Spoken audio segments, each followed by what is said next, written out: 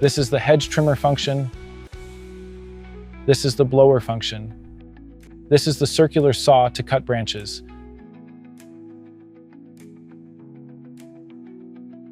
Comes with two blades, one small and the other one large. The battery lasts 2 hours of continuous work. This is the charger.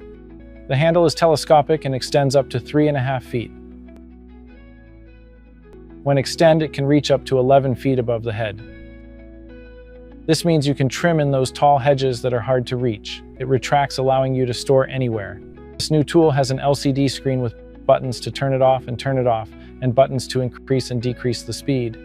This allows you to save battery when using the tool in small jobs. It has an ergonomic handle and also has a safety button to activate and deactivate the tool. This battery is very easy to remove and also very easy to install. The step is how to assemble the hedge trimmer function. For this, we highly recommend wearing gloves to protect your hands. Now we're going to install the blade on the hedge trimmer function. First, remove the nut. It comes with a washer that is used to tighten the blade and secure it properly. The correct way to install the blade is with the max reach label facing outwards.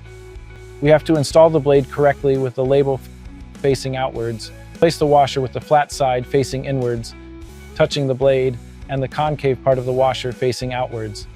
This way is installed correctly.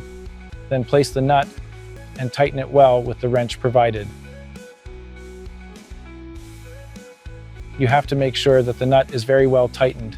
Now we have assembled the hedge trimmer function with the small blade. The next step is to plug the connection member of the main tool, plugged into the back of the function. This part of the main tool has to be plugged into this back part of the function head. We can see the electrical connection that it has inside, and that is where the function is plugged in. Very easy. You can place the function at 4 different angles. To do this, you must pull this small blue handle upwards, and thus the function is released. Then move and place the function at the desired angle.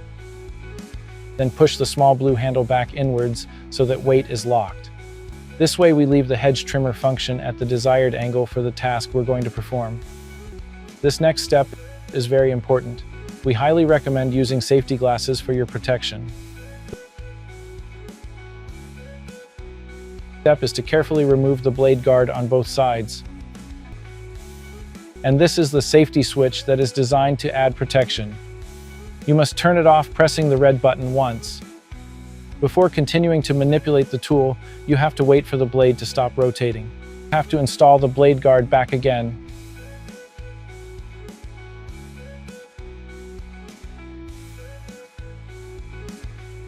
The next step is to install the hedge trimmer by pressing these 2 buttons on the side of the connector member from the head. Then you can pull out.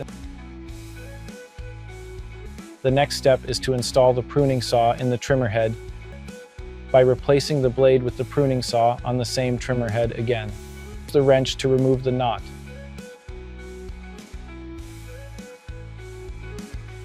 Remove the knot and the washer.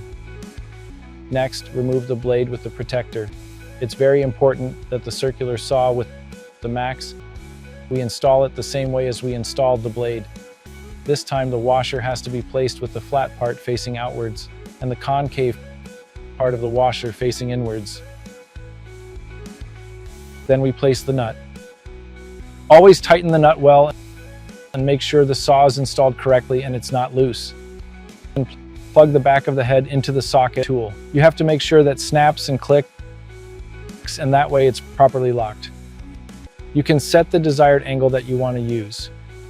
Then you have to turn it on, and the red button set the desired speed for cutting, and next press the safety switch to activate the tool. When you release the safety switch, the energy is cut off and the motor stops working. We have to make sure to turn off the tool. And now we can remove the pruning saw function and install the leaf blower. We press again on the 2 bottoms that are located on the socket in the back of the trimmer head. Then you have to hold with one hand the main tool and with the other hand pull out the trimmer using gloves. And now the next step is to connect the blower with the main tool, the same way we have to connect it with each other at the socket.